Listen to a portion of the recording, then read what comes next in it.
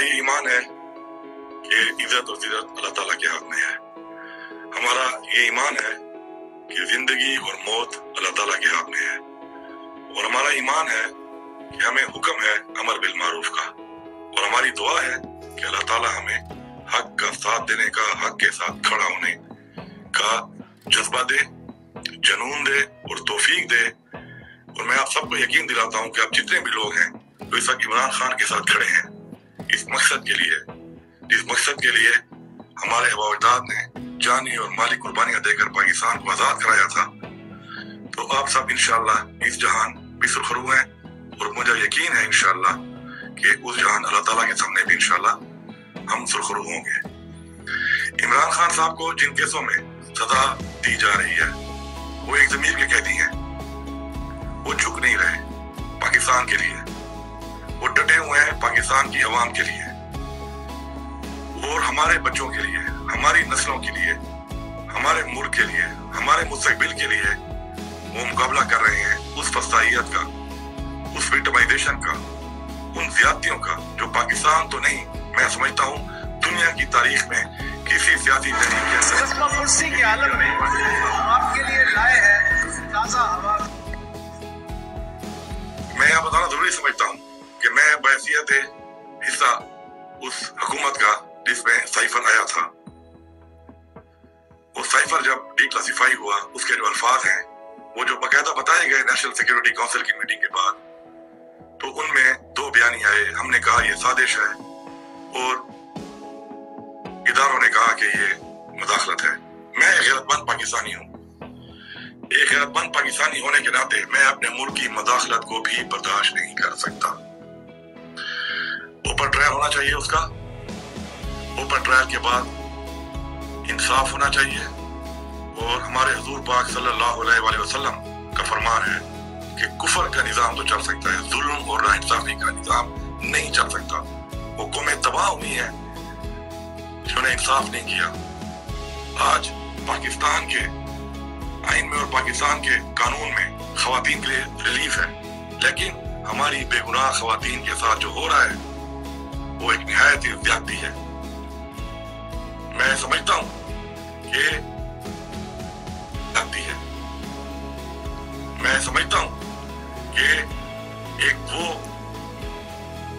वो औरत जो गाड़ी चला रही है, या एक वो औरत जो पैदल जा रही है, एक वो औरत जो मना कर रही है अंदर ना जाने से, क्योंकि वो तरीके इंसाफ नहीं छोड़ रही तो वो जंजालों के पीछे है।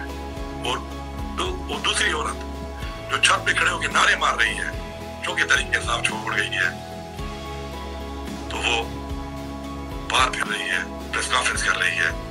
ये दोहरा मयार हमारे बच्चों को एक बहुत गलत सबक दे रहा है, एक बहुत गलत तारीख रकम कर रहा है जो हमारे लिए बहुत नुकसानदेह है। इमरान खान ने हमेशा कहा है, मैं भी ये कहता हूँ, हमारी पूरी पार्टी कहती है, पूरी कौम कहती है कि पाकिस्तान हमारा है, ये फौज हमारी है, ये पुलिस हमारी है, ये इदारे हमारे हैं, ये ब्यूरोक्रेसी हमारे है, हमारे बहन भाई हैं यहाँ इसमें। लेकिन जो प्रेसिडेंट बन रहा है ये हमें किस तरफ लेके जा रहा है, खुदा मजीद हम बर्दाश्त नहीं कर सकते। ऑलरेडी जो हम तजर्बे कर चुके हैं मुल्क के अंदर, उन तजर्बात के बाद हमने पहले ही बांग्लादेश की शक्ल में आधा पाकिस्तान खो दिया है। आज जो हालात बने हुए हैं, अमन और अमान के हालात इस मुल्क में आप देख रहे हैं। इस मुल्क में रोजगार बिल्कुल नहीं है, महंगाई से लोगों को दो वक्त का खाना नहीं मिल रहा, इकॉनमी हमारी डूब चुकी है, बिजली की यूनिट, आटा, घी, सेहत कार्ड बंद हो चुका है, सेहत की सहूलियात, हर तरफ एक ऐसा निजाम चल चुका है जो बर्दाश्त से बाहर हो चुका है। हमारी प्रायोरिटी हमारा मुल्क है, हमारे इदारे मजबूत होंगे। इमरान खान ने हमेशा कहा, हमें सिखाया, हमारे इदारे मजबूत होंगे, हमारी फौज मजबूत होगी तो पाकिस्तान मजबूत होगा। लेकिन आज जो नफरतें पैदा हो रही हैं, आज जो डिफरेंसेस पैदा हो रहे हैं, हमें समझना होगा इस बात को। रिगार्डलेस हुकूमतें, रिगार्डलेस कुर्सियां, रिगार्डलेस ओहदे, हमें निकलना होगा इससे।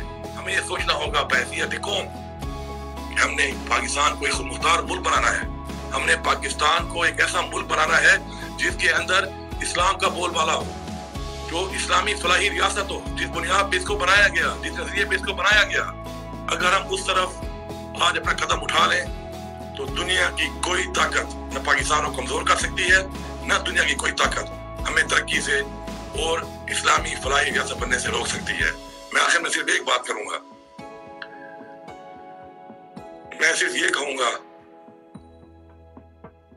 کہ یہ زیادتی بند ہونی چاہیے.